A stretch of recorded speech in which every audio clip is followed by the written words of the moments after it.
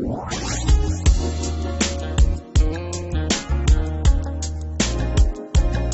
the Lord, niggas. Praise the Lord, niggas. Welcome you to episode 32 of Getting Grown with Jade and Keia. 32. Yes, thank you. Always here with the subtitles for our Spanish brethren and sistren. That's right, my good brown people. Absolutely. Yeah, man, welcome to Getting Grown with Jade and Keia, where we discuss all things adulting. The trials, the tests, the twists, the turns. We just out here trying to figure out how to do it for real. Woo, every day, B. All the time. All the time, yo. How are you, sis? You know, I don't have any complaints, you know. I'm not out here aging like Sarah Huckabee. So God is still a good, awesome God. He is. Ain't he? Because I don't look like Stacey Dash. Sarah Huckabee, can you believe that Sarah Huckabee and I were born in the same year? No. I mean, Steen posted that on Twitter yesterday, one of those days, and said that Sarah Huckabee turned 35 in August. I will be 35 in December. You sure will. And I just thank the Lord that I'm not out here aging like an avocado. I think Kellyanne Conway is the same age as me. But get your please get away from me. My God. Sarah, I've never been more grateful because Sarah Huckabee looks like she graduated high school with my mama. Small blessings. Not even. Like, my mama looks younger than Sarah Huckabee. Oh, absolutely. She sure does. I mean, my gracious. But bless her heart. I mean, woo. Or something. Yikes. But how are you doing, sis? What's happening in your world? You know, I'm just out here working hard. Mm-hmm. Just working ever so hard to try to take one of these niggapreneurionships and turn it into something successful. we just finally trying to find our piece of the pie. That's it. That's really what it is. I'm making cupcakes for Noah's class. Like, what's the special occasion? Noah's birthday in June. It is, but it's costume day. Oh Lord, have mercy. So I am ready for Halloween to be over. Lord Jesus, I feel like it's been Halloween for the last 5 days. Yeah. Like, y'all ain't tired of dressing up? I feel like niggas been dressed up since Friday. Like, Halloween is one day. One day. No, we can't say that because our good brother Fury had to have his parties and they weren't on the actual holiday. Listen. Shout out to... I went to New York, you went to DC. Indeed, we covered the bases. Shout out to everybody who was at Trilloween 5 DC. It was a good time. You know, I was there for about 15 minutes, you know. Did you dress up? Come on. What? I was just there. They better been happy I was there in clean clothes because I was in the house typing real fast for the entire weekend. But I decided to press my way out to Noma. I came on out to Noma for a few minutes to see what y'all was talking about at the Trilloween. Shout out to everybody who was so nice and showed me so much love. My non-costume having behind. I was still there, but you listen. Who are you, Famous? No, who was I? Yeah, I'm awake. My costume is being woke because I'm actually asleep right now. You sound like Drew talking about. We were like, Drew, what are you supposed to be? He was like, fine. Oh, Drew came to DC too. Me and Drew was the non-costume twins. Both of us was just on the stage in street clothes. Like, how y'all doing? All right. Hey. How you doing? All right. I had on my green dress. I heard about your costume, sis. I heard about it. I said, well, when I got off the elevator, because I had on, like, I wore my little, I wore jeans and a t-shirt, and, like, I had, like, a little a camouflage jacket on, and some really big gold hoop earrings. So sis was like, Krystle, when I got off the elevator, she was like, oh, you could be just like, you look like you about an extra in a Rough Riders video or something. I was like, thanks, sis. I appreciate that. That made me feel real good. You know, I don't wear costumes because I don't believe in Halloween, but I had on a green dress and I put on green lipstick. You did. You know, when niggas asked what I was, I said I was Sour Diesel. So anyway. You was, 1 year you were a blunt, 1 year, weren't you? I had on a brown jumpsuit, brown lipstick, brown boots. Yes, you did. I've not dressed up for Halloween since college. I don't really care about and this is not even on some like super saved, extra Christian, spiritual stuff. I have just never ever cared about Halloween. I just have never cared. I can remember the time when my brother and I asked my mama if we had to go trick or treating. Do we have to go? We don't really want to go. No, will not be going. She will not be going trick or treating because I don't believe in that. I mean, I don't know. I don't like to be. I got bad nerves, and being afraid has never been enjoyable for me. It's never just yeah, guys, let's go be scared. Nah. Although I will say, and I said it on my Twitter, I will say, there's a lot of fear mongering around Halloween. Now I realize there are very sick people out there who do twisted things to candy. I don't believe in strangers giving me anything edible, but they said on the news this year you need to be cautious. People are giving edibles to kids. And all I could think to myself was nobody is wasting. I'm sorry.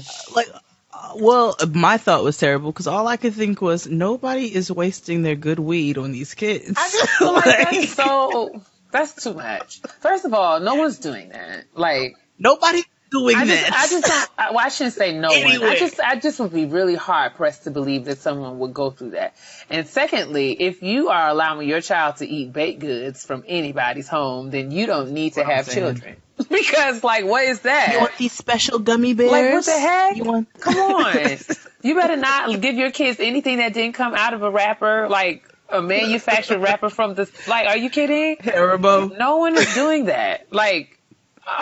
Don't give me nothing in no Ziploc bag no. I don't want anything to do with that. And no cellophane with the little wrapper tied. In none 2017, of that. You must be out of your mind. No way. They make mini versions of everything. Are you kidding? Can get proper candy. I'm looking forward to being. I'm now able to be the crotchety old woman who doesn't give out anything. Yeah. My building is probably going to have candy for the kids in the lobby, and if any one of those children actually make it upstairs to my apartment, then I will open the door and curse them each. I will curse them out individually. If you don't get your behind away from this door, there is nothing here for you. Just nobody's home. And all the years that I've lived here, no one's ever knocked because they give out the candy in the lobby. Okay, fair enough. So yeah, but nah. I am excited about leaving work early so I can get home because I just feel like I do not want to be on the metro of all places on Halloween night. No, I don't like to be out, period, in public on Halloween. I just don't believe in that. I like to be at home. I'm glad my doorbell doesn't work. Niggas have to call before they come. So I am very, very grateful that our doorbell is broken and my lights are off and that I'll be home that night. Yeah, man. I remember when I lived with my grandparents in New York, me and my brother would stay home. Because, after a while, my grandmother used to give out, candy. Then she stopped just because, she was just like, I don't really want to. And she would literally turn the porch light off. Most of the time, people didn't knock. When they did knock, we just wouldn't answer the door. And then we had, me and my brother would, our rooms faced the front of the house. And then in the kitchen, we faced the back where the cars were parked, so we would literally station ourselves in front of the window. I wish one of you niggas would throw an egg. I want you to, please. We would literally station ourselves in front of the windows I am ready for you to try to do anything to this house or any one of these cars. I promise I will come out there and drag you down the street. I don't think we had any, but me and my sister would terrorize the kids because we'd keep the lights off, and when they would come, we'd be like, "Nobody's here. There's no candy." Just kind of be little assholes. Yeah. Little assholes. We would literally, because we were one of the, at that time we was the only black house on the block. So people used to, one year they got the cars with shaving cream and eggs. They would throw all kinds of stuff. And then we got hit. We would literally just sit in front of the back porch, or in front of the back door and the front door and just look out the window You sure you want to do that? Right. Yeah, man. You see my black ass in this window? Are Who's you that sure? peeping in my window? Who's that? Who's that? Nobody knows. But y'all be safe out there. You know what I'm saying? I'll be very, very glad when all of this is over. But I want you to enjoy yourselves. Right. On tonight. Be safe and protect your magic. And listen. Yeah. I mean, have fun and prosper, I guess. Sis, in the news, is there anything that you would like to discuss in taking out of the trash prior to getting into the meat of the show? I don't think so. I can't recall anything. I have two things that I wanted to... two things that came across my timeline that I thought would be worth a mention just for the purposes of dragging. So Kendu Isaacs is still after Mary J's money.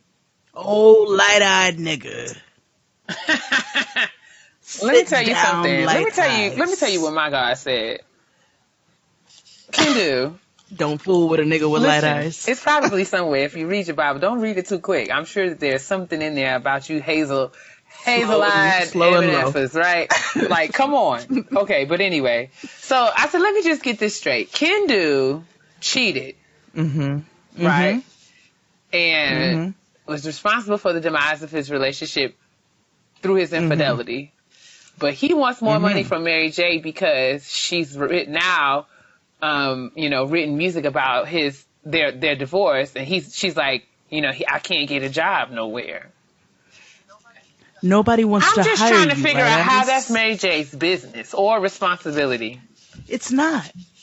No ghetto twins over here. It's not her responsibility to do anything for you, black ass nigga. What kind of logic is being followed here or applied in this sense? Like, what can do? Boo-boo? Maybe you need to remove the objective off of your resume. Maybe niggas just don't want to fool with a nigga with light eyes. I don't know what it is, but whatever the case, it's none of her business. Maybe you ought to go down to Best Buy and see if the Geek Squad is hiring or something. Like, maybe this is just a sign that you need to change directions, Kendu. Exactly. But, Mary J doesn't want any more of your drama. No. You have been escorted out of the dancery, bruh. So just go on about your business. Go ahead. You demons, get up out my face. Go and get out my life. But she's done with your hateration, your holleration. Listen, you are out of the dancery, bruh. Okay. Move forward. We also need to list. I mean, I know we said that we're still ignoring Tyrese. We don't have to subscribe to him, but I really feel like somebody needs to pray. There's a problem. There's something terribly wrong. I shouldn't be laughing. Have y'all checked on Tyrese here lately? Something is not right. I won't, but you guys can, because this nigga has lost his black ass mind. He has lost his mind. I saw a clip of him singing a song talking about he was going to dedicate it to his daughter and proceeded to sing Let's Get It On by Marvin Gaye. I said, oh, hell no. Somebody listen. He need a DSM. We need a licensed professional. He needs a diagnosis and a prescription. He got a plane flown over his daughter's school. This is problematic. With a message that said, I love you, and she cried. Like, what? Like, to be terrorized by your own father. I'm not laughing in the public eye. I feel sorry for this child.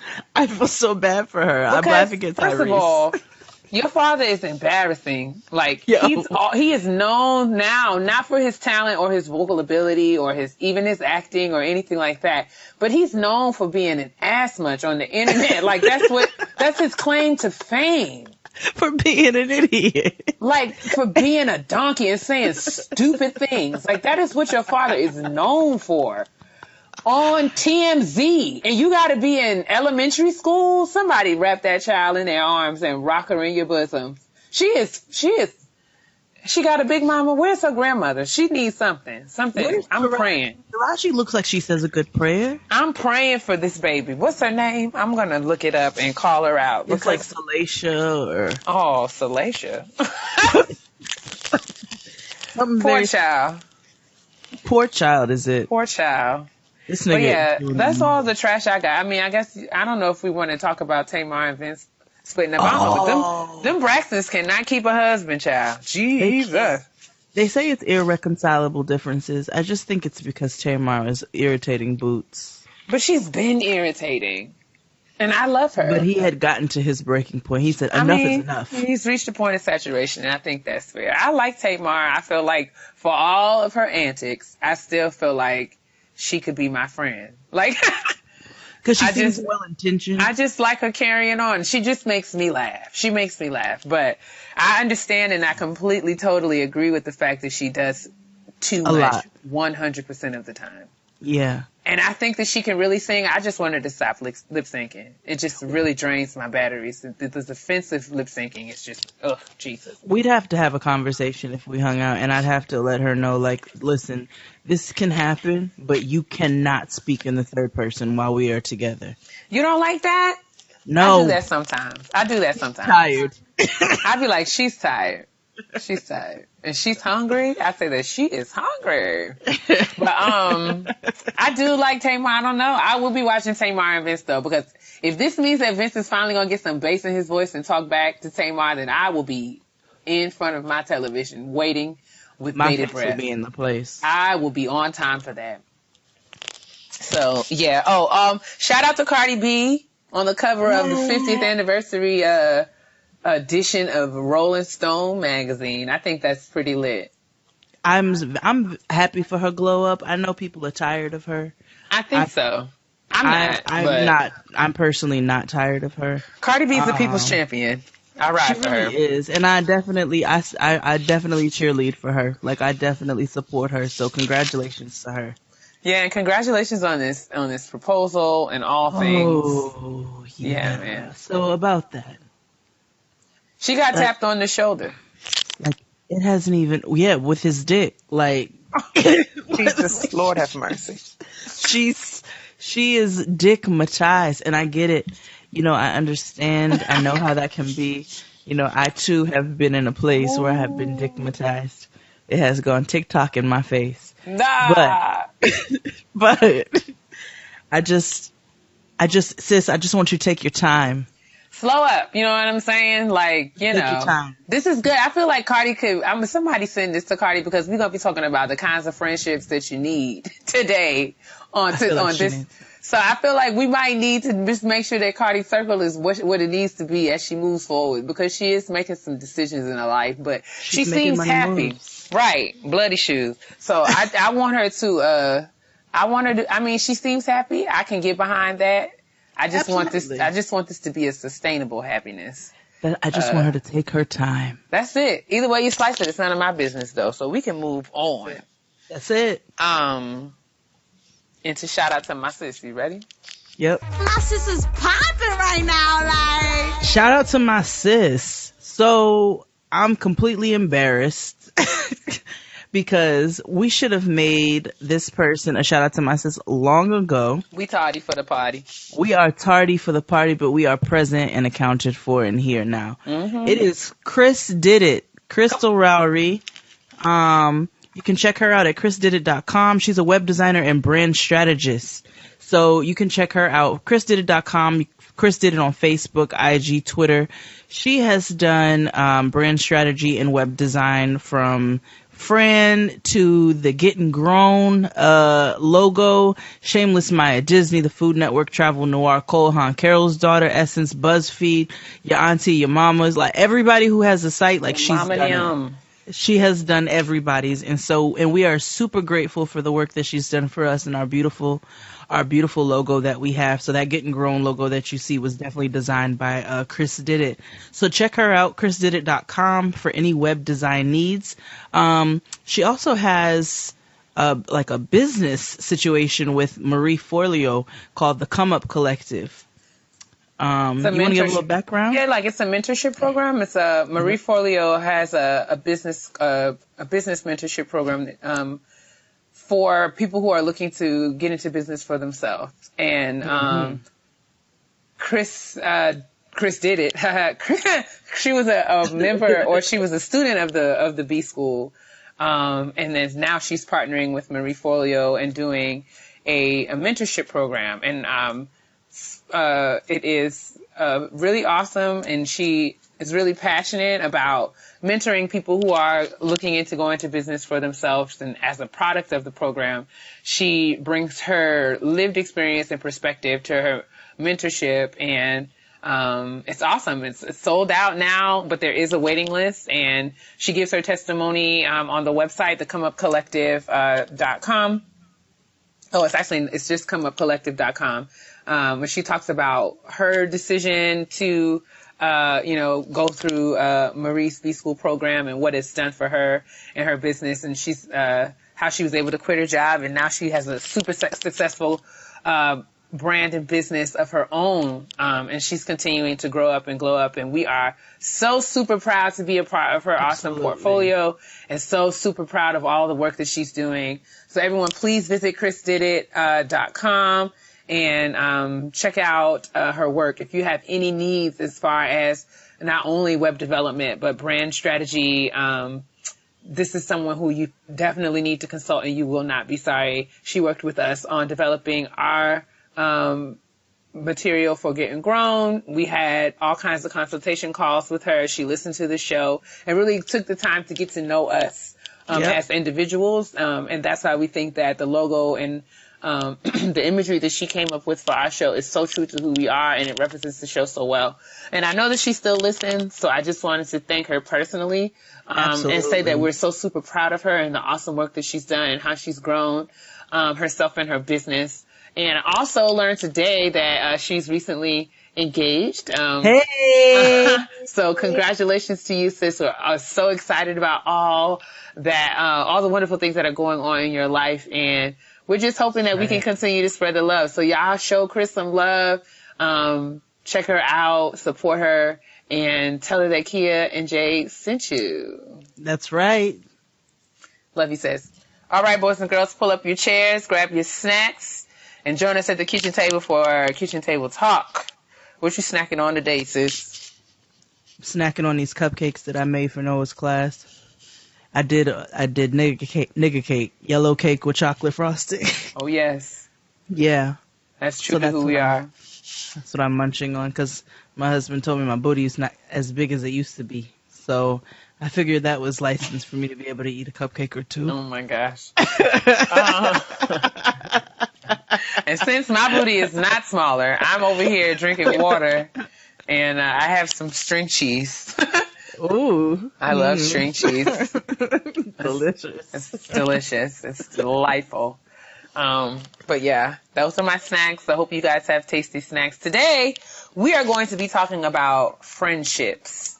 And just to kind of set it up, in the spirit of living intentionally and, being grown in our adult lives and things, I think it's in our best interest to think about friendships in terms of what kinds of friends we are, the kinds of friends that we want to be, and the kinds of friendships that we have, and as well as the kinds of friendships that we want or need in order to live our best lives. So, as we're growing up, oftentimes, we develop friendships out of convenience. So you're friends with people because they live on your block, or y'all went to the same schools, you went to the same churches, you guys shared experiences, and even interests at the time.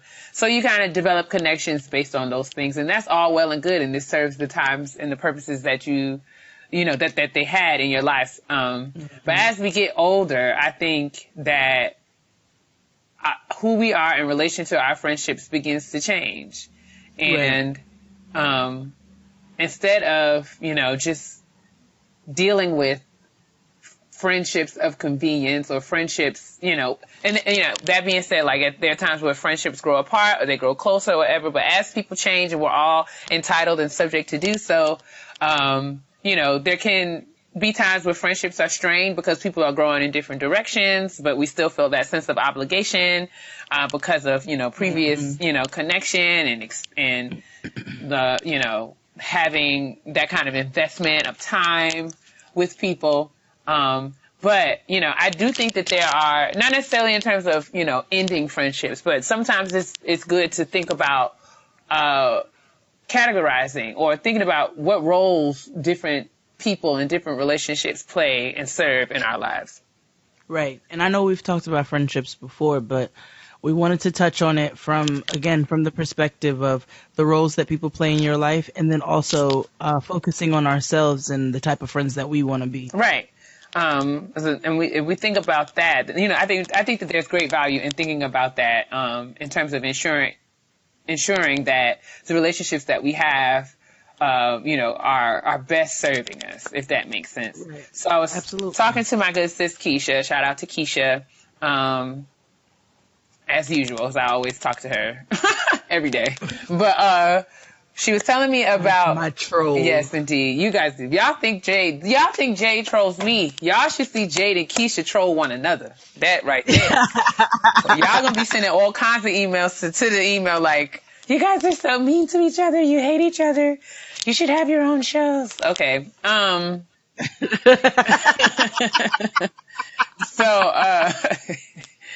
So Keisha was telling me about a sermon that she was listening to, because we're both old and turning into our mothers, and that's what we do now. We listen to sermons. Keisha be wearing shirts, you know, like when you be seeing them shirts that be like Malcolm and Martin, and Keisha be wearing shirts that be like Ruth and Esther. She actually has Esther, Ruth, Miriam and Mary, Martha, Mary Magdalene, and the other Mary. Like, absolutely. Don't judge my sis. I'm not judging. Those are the great women of the Bible. You're damn right. But yeah, Keisha was telling you about a sermon that she was listening to that was about the 4 kinds of people that you need in your life. Like, who do you have in your corners? Checking your corners, checking looking as a boxer, looking at the people who are in your support systems, and looking at the ways that they hold you down. So the 4 types of people that you should have in your life, number 1 is the confidant. So everyone should have a friend that they can tell and their business and confide in, and not have any fear or worry that they will hear this information again. And the confidant is also a listener. He or she may not need to respond or give advice, but it's just a person for you to just let it all out to. Sounding board. Yes. And someone who can just kind of acknowledge your feelings and where you are and listen to you and kind of just hold your secrets and, keep them in confidence. The next person is the comforter. So that person would be someone who can, help you process your feelings and encourage you and exhort you and push you, help you to deal with and cope with the feelings that you're having, whatever those may be. So that person is really just like in your corner to just kind of help you, keep going and deal with, the struggles or challenges, whatever those might be. Then I can't lie and say I definitely, started singing Shy Comforter. You're so irritating. I will be your comforter. Oh my God. Okay, sorry. Okay. The next person is the confronter. This is the person who is willing to call you out on your stuff. This is not your yes man. This is someone who's going to be like, hey sis, that's some bull swanky. Yeah. And we all need that person who is going to always tell us the truth. Not in a judgmental way, but just someone who's going to be honest and let us know, give us perspective outside of, give us that objective perspective outside of what we see through the lens of our own experience. And finally is the clarifier. That's the person that's going to help you process and help you think through things. So if I'm like, hey sis, I got an idea, that's the person that's going to get out her legal pad and let's talk logistics. Let's think this through. Let's think through the logical steps of getting this done. Or if you have a problem, let's think through, what we need to do in order to solve this, blah, blah, blah, blah, blah. So I wanted to talk about these 4 people in the context of what kinds of friends that we think we are, what kinds of friends do we want to be, like who do we want our friends to deem us, like how would we want them to deem us? And I have a specific reason for why that's important. And then I want to talk about, in terms of our friendships, and I'm not saying that you have to have 5 friends like you and these 4 people. I'm saying that you can have multiple people who fall into these boxes, but, thinking about your own network of friends, do you think all of these categories are fulfilled? Or do you have all confronters and no clarifiers? Do you have all confronters, no clarifiers? Do you have do you have all comforters, no confidants? Like, you can't tell them hoes nothing because they always in the group chat about you. Like, so just thinking through, you know, what the broad, like, looking at aerial view of what your network of friends is and where people fall, and then whatever changes we may need to start making about, you know, making sure that we have all of the bases covered. Absolutely. Sound good? Sound like a plan. All right, then. So, sis, what kind of friend are you? I think I know. If I had to guess, I have a guess. But a confidant, a comforter, a confronter, or a clarifier. Where's Jade of all Jades? I would. Ooh. Probably the confronter. Absolutely. I was like, what is taking so long? Is she kidding me? She can't be serious right now. Yeah, probably the confronter. Man. Oh, tell me how you really feel. I'm just saying, I was counting down. I was counting to 10 in my mind. Like, she's not going to hem and haw about this, bruh. Who you think you are? Who do I think I am? Mm-hmm. I think it's a mix. I like to say that I possess all of these qualities. I would also like to say the same thing, and I was trying not to say that.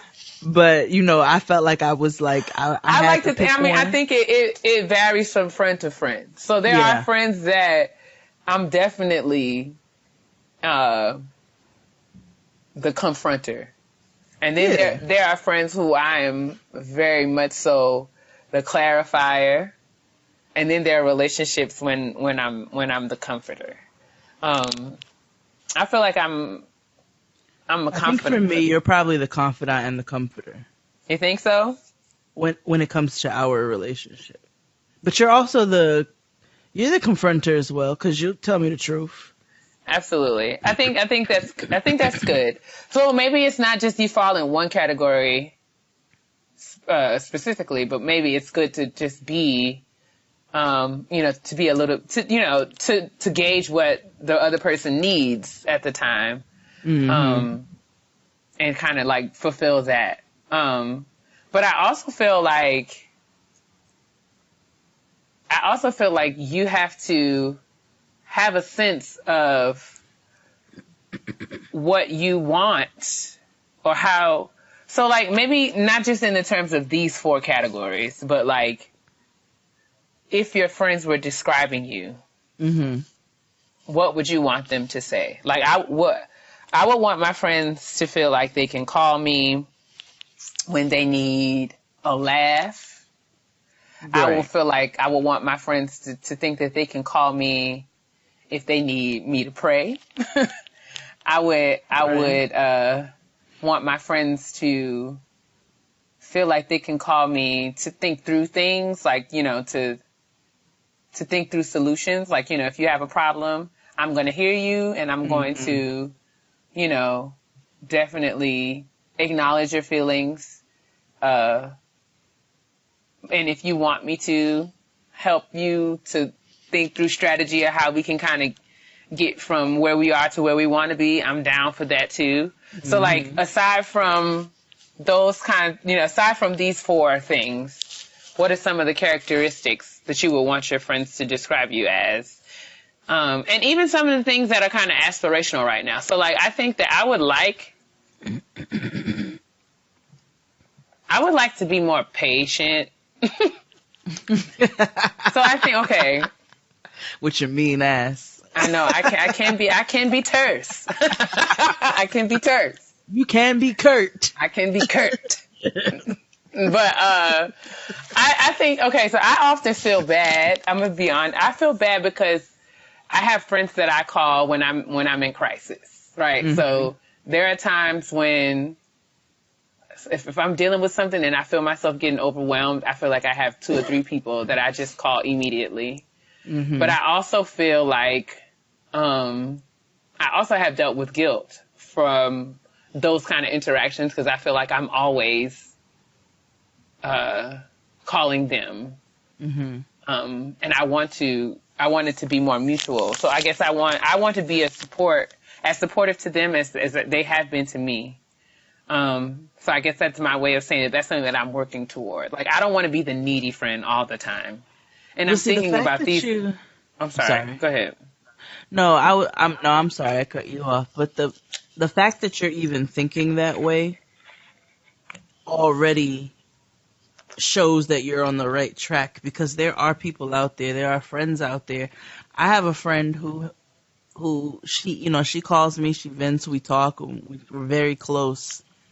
And she knows she can tell me anything. I'm not going to go, it's not going to go anywhere else. And she's able to vent and we laugh, and they're really well-rounded but really great conversations.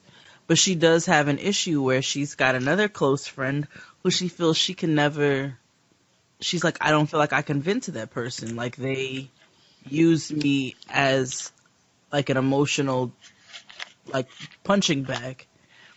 And, it becomes very wearing on a person. Right. You know what I'm saying? So the fact that you're even cognizant of the fact that you don't want to be that type of person. You're not that type of person. I'm telling you that right now. But the fact that you're even cognizant that you don't want to be that type of person is already like a step in the right direction. So well, thank you, sis. Yeah, thanks. So are there any characteristics, like, what are the ways that you feel like you could be a better friend? Like, I don't want to be so needy, and I want to be more patient. And I feel like I could also do better about maintaining, so like I go through like pockets, like certain friends, like most of my good close friends, they get it. Like, we can go for a long time without like talking every day or talking at all really. And then we can kind of pick up where we left off. And then there are other friendships who, I can kind of get consumed in other things and kind of fall off the grid. Mm-hmm. And it's never intentional. Like, I'm never one of those girls who like looks at my phone and sees somebody calling me and ignores it. If I don't call or respond to a text message, that means that phone is in the bottom of that purse somewhere and I'm just doing other things. Right. But I do feel like I need to get better. I would like to be better about being, maintaining communication. I just feel like it's challenging for me because sometimes it's easy to let those things kind of take your whole life over. Like, you know what I'm saying? Have you ever had a friend or a group of friends and like the group chat be popping all day? Yeah, and I'm just not the nigga who's going to be in the group chat all day. But I think to answer your question, and also to piggyback off of you, that's where I need to get better as a friend. I pride myself on really trying to be a good friend. You know what I'm saying? But I could be better with my communication in the sense where, like, I'm real light-skinned about my cell phone. Like, I be forgetting to answer text messages, and it's not intentional, and it's not because I look at people's messages and say, I don't feel like talking to this person right now. Like, it's not even like that. I just legit will look at a message and be like, oh, okay, cool, and respond in my head. Or I'll look at a message and intend to respond, and then I get tied up doing 10 other things and forget to respond.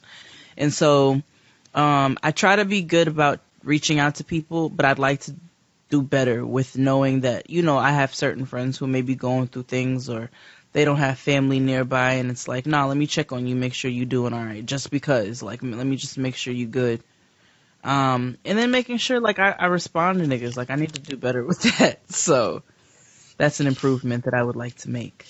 Yeah, man, it's really hard. I think, like, being an adult, one of the things that's, like, so challenging, I see the meme all the time where it's like, so you telling me that I gotta, like, get to work on time and do my work and pay these bills and respond to all these text messages. And answer these voicemails and these emails and watch my shows. No. And all these, like, it's just so much responsibility. And I just feel like, that's what we're all just trying to figure out how to manage it all, because it seems so impossible. Never leave me a voicemail. Let me just tell you that right now. Listen, if I pulled it up, like, people, Keisha included, all of them, they always look at my phone and they shudder because the little phone app, it has like 145,000, like, let me look right now and let the girls gag. I have 154. That is ridiculous. Are you kidding me? I have 37. I'm not even that important. I promise you it's mad voicemails in here that I've never, ever listened to. Like, not one time. I have 37 since October 2nd.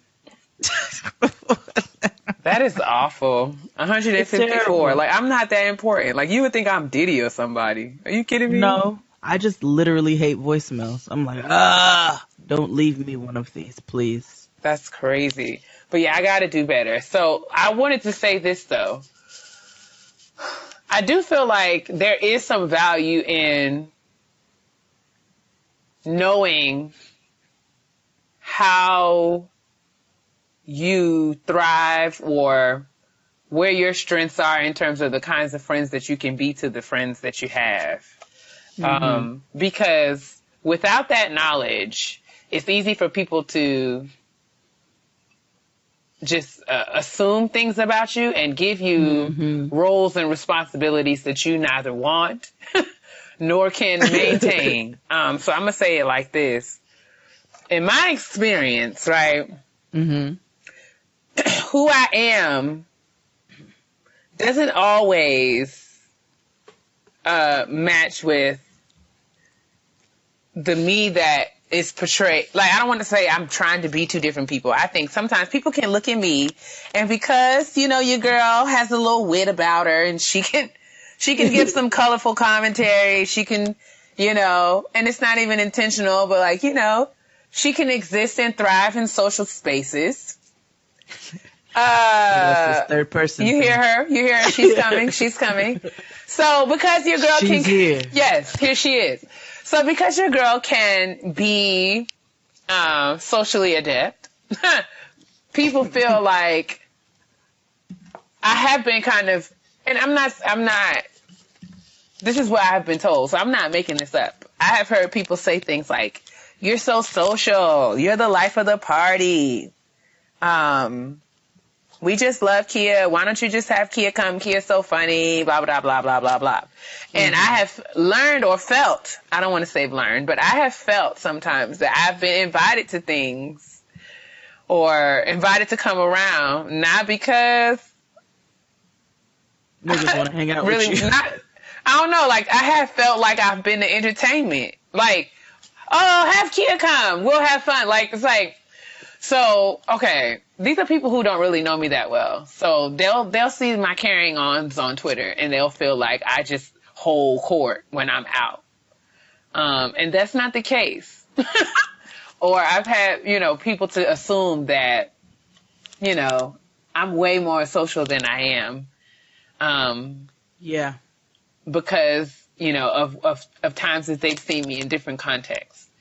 And as such, they have kind of assigned roles to me in that friendship that I'm not even equipped to maintain.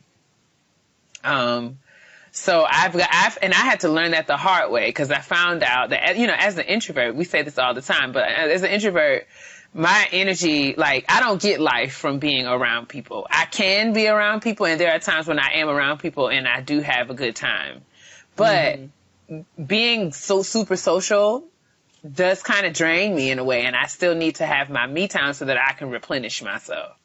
Right. So when I've been in situations where, you know, I've been surrounded by super social people, I can be social. But the recovery time that I need in order to kind of get back into, like, okay, to, you know, I'm not that girl that can go out Thursday, Friday, Saturday and still have brunch with the girls on Sunday. I'm going to need a break.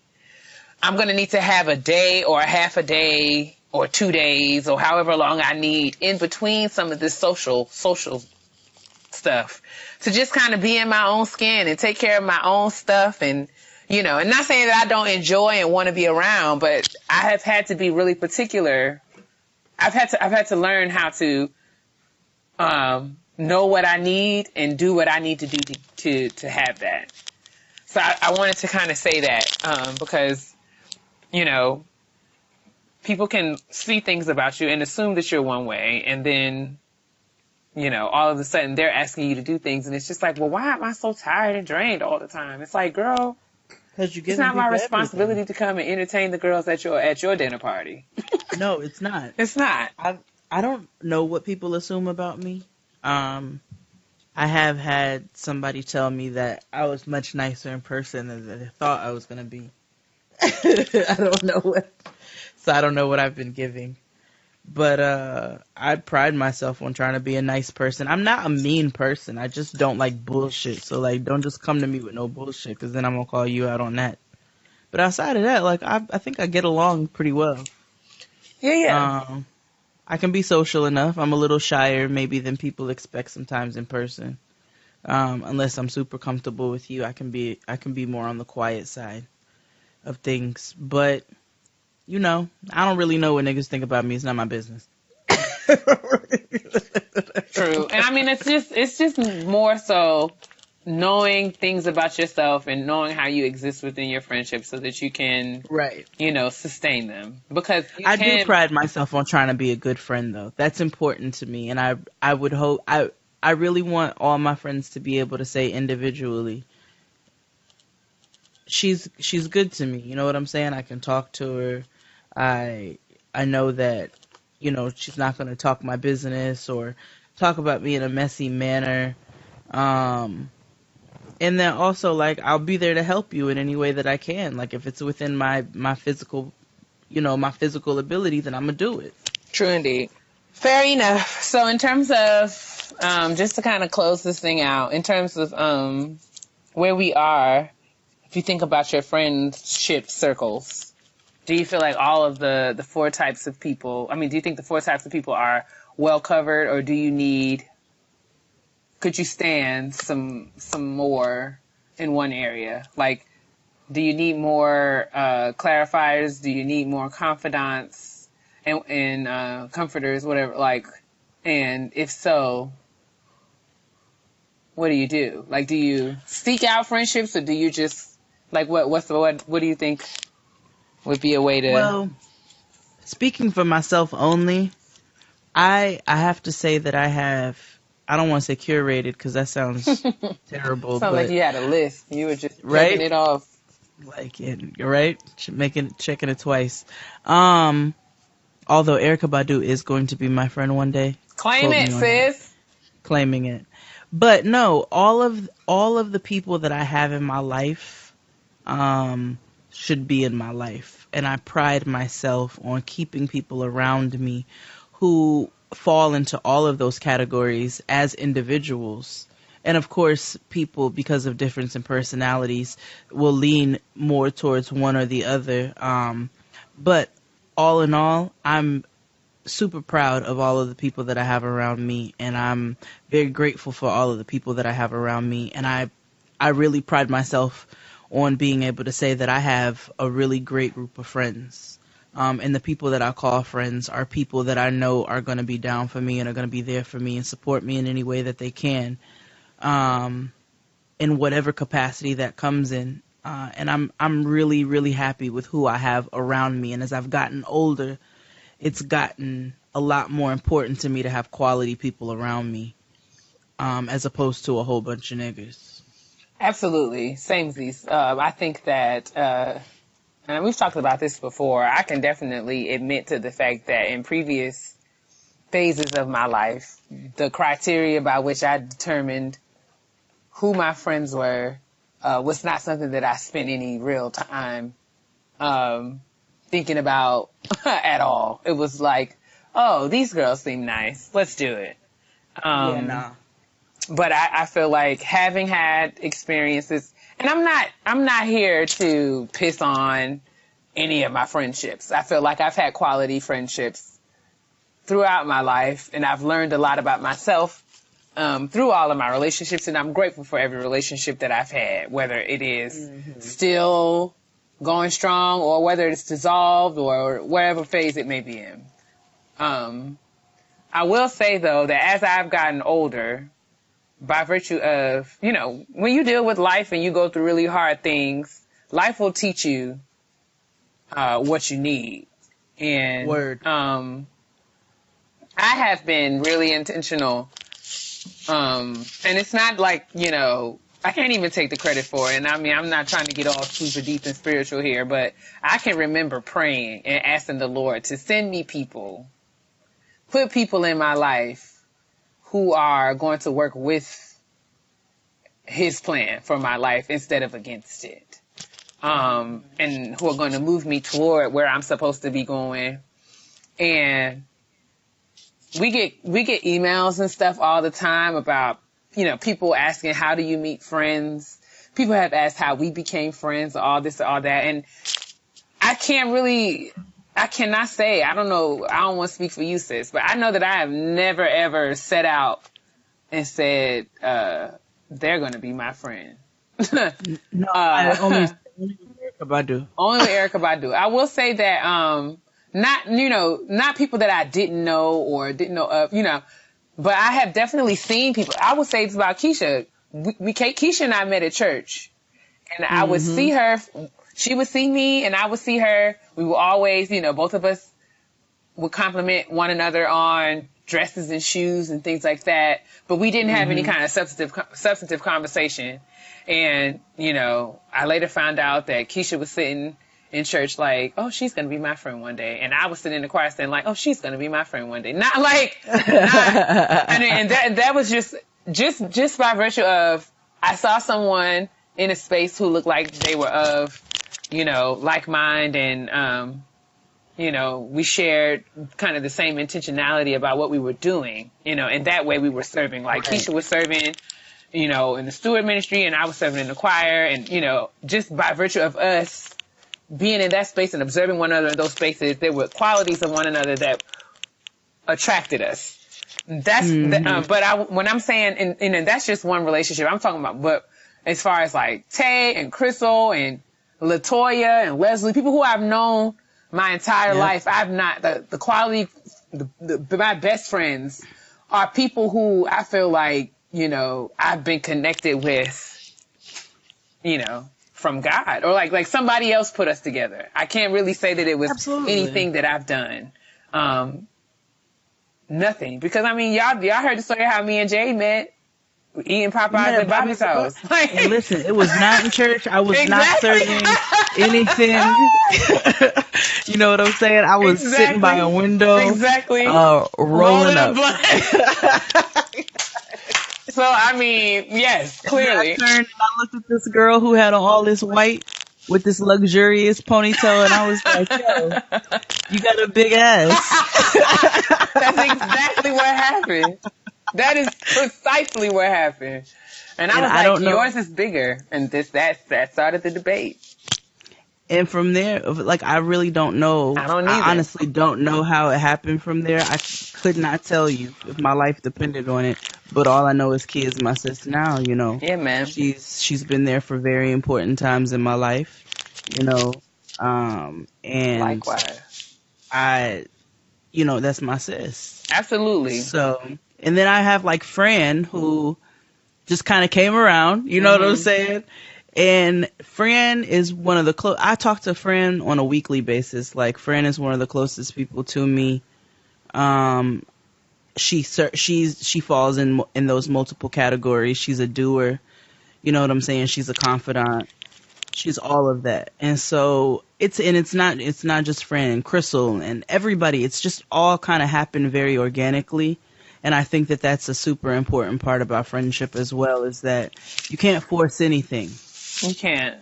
But you have to let things happen organically. Absolutely. But I do think that there is value in, you know, once you have relationships, thinking about what people are to you, who they represent in your life. Absolutely. And how to kind of cultivate them and their personalities and what their strengths are, and, you know, kind of putting them in the right categories. So it's not to say that, you know, you should just cut people off if they don't meet a criteria, but it's more so about, you know, seeing the value that people, recognizing the individual value that people bring to relationships, and then working to make sure that you are, engaging the friendship in a way that really celebrates and utilizes and that value. So there are things that I know that I can call Dustin for. Mm-hmm. And there are things that I know that Dustin probably wouldn't be the first person that I would call for. And I'm sure Dustin can say that about me. But, I just think that, and it's a process, you know what I'm saying? Because we've known each other for years. This is not something that is, like we talked about last week. This is not, friendships take time.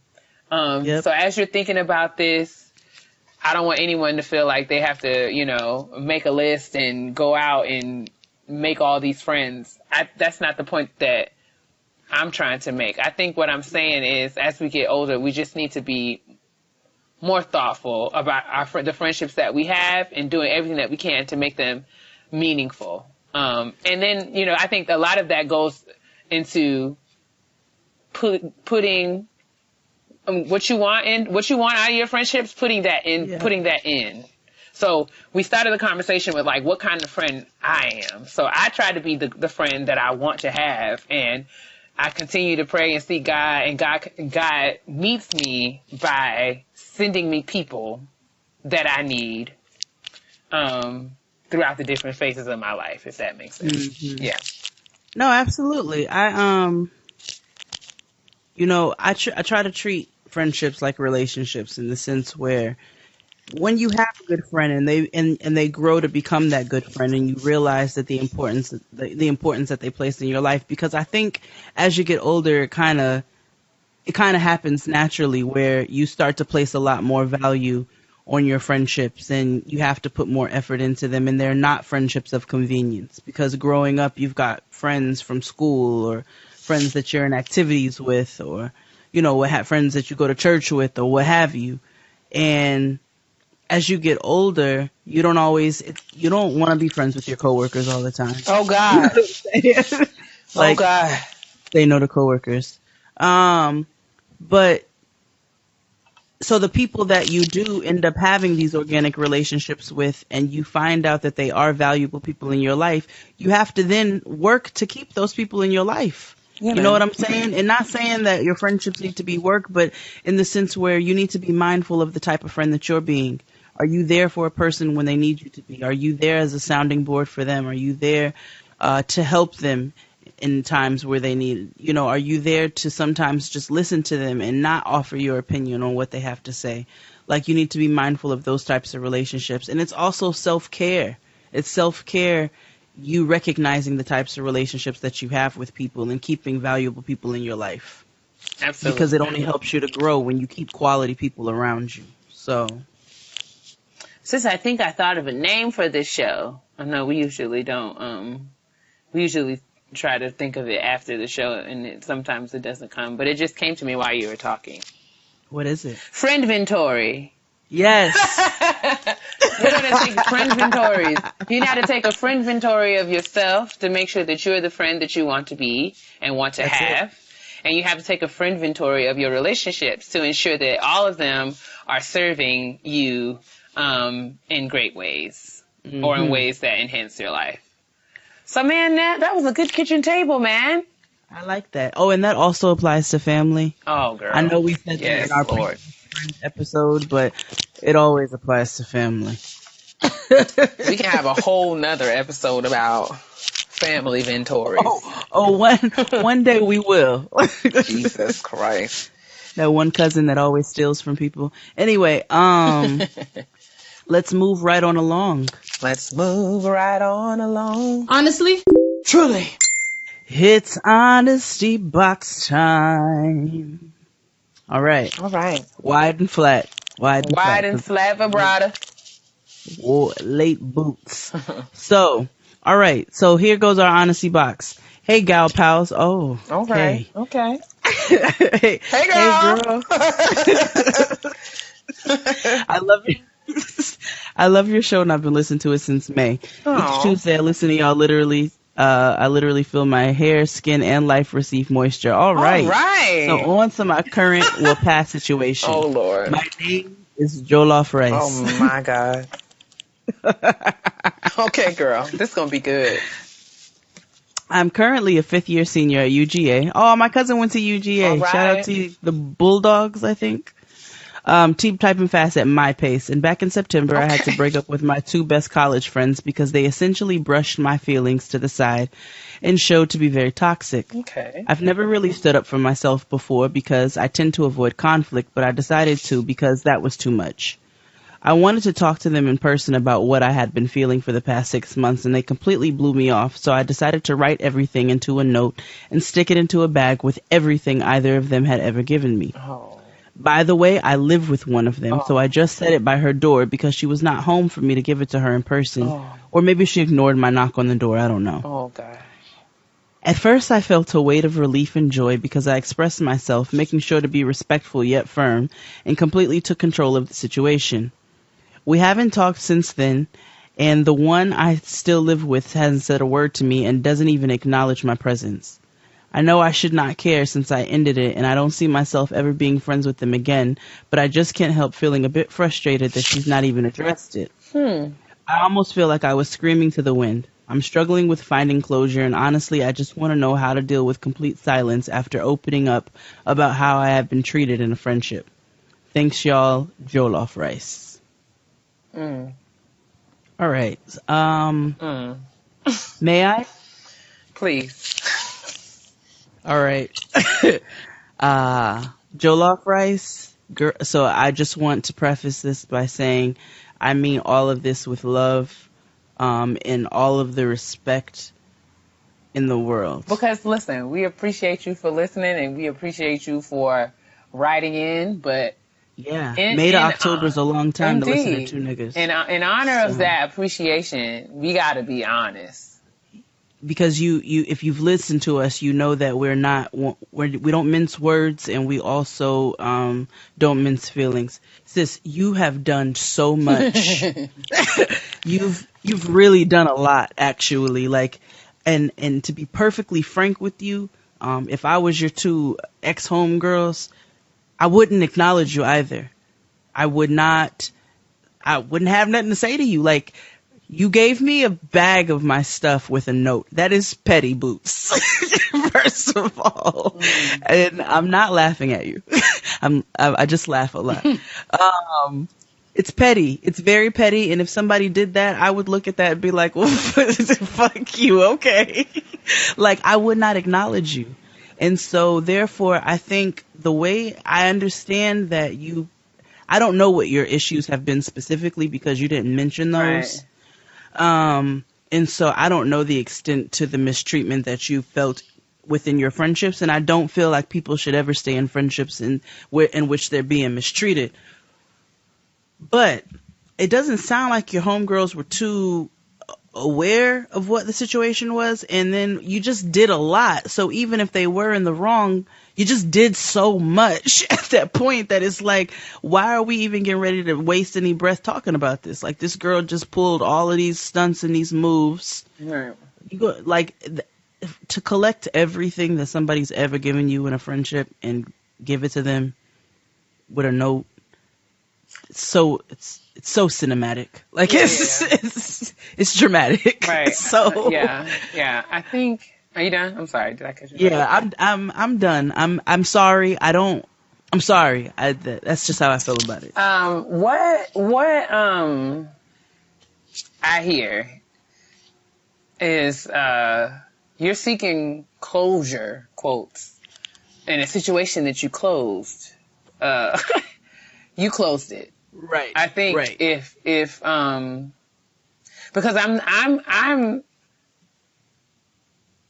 just in fairness, right? If I'm thinking about how, like Jay said, if I were to receive a note from someone who I was friends with that basically outlined, I don't know if you've outlined or explained why, but from this email it says that you laid out for them why you breaking up with them, and you returned all of the stuff, it seemed like you didn't leave any room, or unless your note said, let's talk about this, or, I would like to sit down with you to talk this out or whatever. Unless your note said that and they paid it, or even if your note did say that and they paid it, I don't know if I would want to have a conversation with someone. Like, what else is there to talk about? Like, you seeking closure from a issue that you closed. Yeah. And I'm of the belief that closure is overrated. And actions mean things. Yeah, because I feel like another fun phrase. Like actions mean things, and you giving me my stuff pretty much shows me that like you're done with me. So I don't have no choice but to be done with you at that point. Yeah, I don't know what closure we need to have. All these conversations that need to happen, that people feel like they need to have at the end of things. I don't get it. I'm not in the business of convincing somebody that they need to be my friend, or because if it seems like you've reached a conclusion that these friendships are over, and if that's how you feel, I respect it. But then you need to stand behind that, and then if the friendships are over, then you need to stand in that. And I don't think that it's fair for you to have an expectation of something, like, what I'm saying? Like, I think for you to have an expectation of how someone should respond to you, you don't get to control that. Like, honestly. No. Like whatever you say in any kind of interaction with someone, in any kind of relationship, you have to be able, like, don't do anything where you won't, like, you shouldn't do things if you can't handle, the response to whatever you've done one way or another. Because people have a right to respond however they want to respond. You know what I'm saying? We spoke about that in our Tough Talk episode. Yeah, like, you have to be able, either way the difficult conversation goes. And this wasn't even a conversation. A note is not like... You made a declaration. Exactly. Like, this was an edict. It was a decree. You saying this friendship is over, and here is all of your stuff. Right? Yeah. So if I'm on the receiving end of that, I'm not gonna go and campaign for you to take me back. You've made your decision, and this is what it is now. Yeah, and I'm gonna keep it pushing.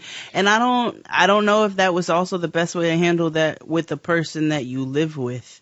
So, that seems like that needed to be more communication, even if, there need to be a lot more communication there, in the sense where even if you express in person, because you could have waited to have that conversation. You didn't have to do that in that moment. If you wanted to have dialogue, then you should have had dialogue. But a letter, a note, does not to me lend itself to having a response.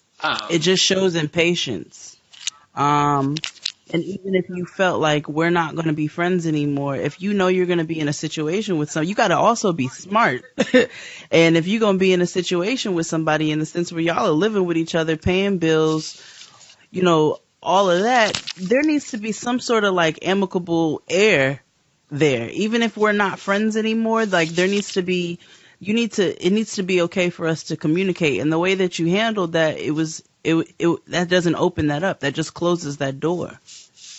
Yeah, sis. I don't really know. I mean, I wish you all the best, and I hope that this is helpful to you. Again, no one's trying to shame you or make you feel bad, but I mean, honestly, it's just my opinion that you closed this door and they've kept it closed, so you have to just kind of deal with that. And yeah, I mean, I think it would have been nice, sure, if your friend would have come back and said, I didn't know you felt this way and I'm sorry. But that didn't happen, and that's okay. No. And you can't expect it. You can't. So you just have to kind of move forward, and you're about to graduate, so just type as fast as you can so that you can get up out of there and move on to whatever life has for you after this point. Word. So, sorry, Jollof Rice. Is it Jollof? Jollof? I think it's Jollof. Jollof Rice. Well, we appreciate Jollof Rice. We appreciate you for listening, sis. Thank you so much. And I want to be very responsible of the things I say to my sister. Because everybody know I can be real petty. P-E to the T-T-Y, honey. It's time for the petty peeve. Yeah, yeah, yeah. Yeah, yeah, yeah. Oh, it's ugly. No. All right. So, I'm going to do a listener petty peeve this week. Knew it, everybody. Neu was everywhere. Everybody had a Neu. Boys to Usher, everybody had a Neu. Is Johnny Gill the originator of the Neu? Who is the originator of the Neu? Yeah. The world may never know. Man.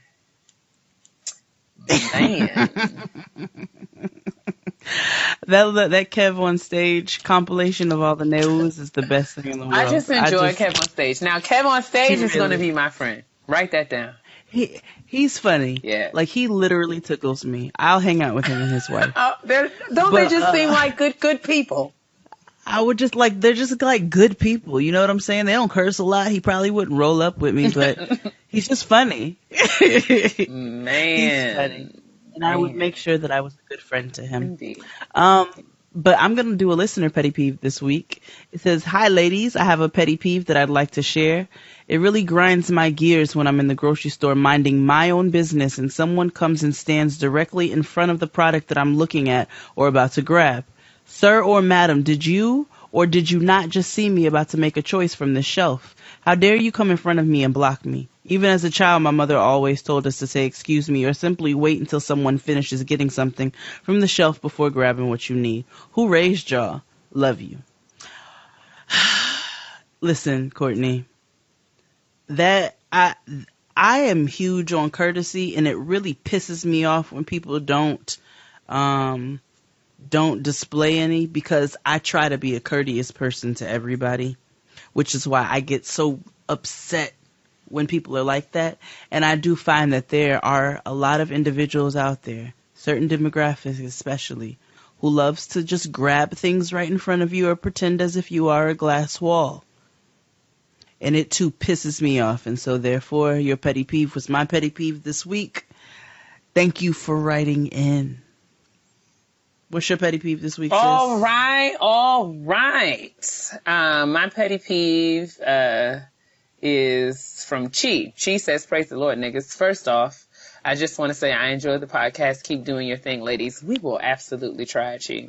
We will try. She says, "I cannot stand a crowded elevator. I'm not even claustrophobic, but I just think it's so rude when the elevator is getting full and then you get that one or two people who decide to squeeze in the elevator with all their bags, and before you know it, it's body to body with a bunch of randoms and all the way to the 6th floor. Ugh. And insert huge eye roll. I will be the first to admit when I get on the elevator by myself, I hold it for no one. Samesies." Yeah, I actually pressed the close button. That's so terrible. I should work on that. She says, "I hit the close button because all it takes is one person to bring on 10 more people, and here comes another crowded elevator." You sure right. Just had to get that off my chest with love and petty on a Macy's parade. That's it, girl. Yo, I feel like I wrote that petty peeve. You might have. You and Chi are spirit animals. I'm on the 6th floor, Chi, as well, and I press the close button every opportunity that I get. So I think in the spirit of elevator etiquette, I think that, those people who come in the elevator and face you are also terrorists.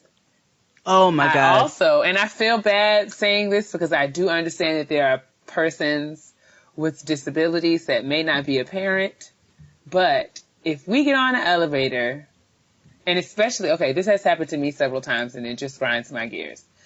I live on the 9th floor, right?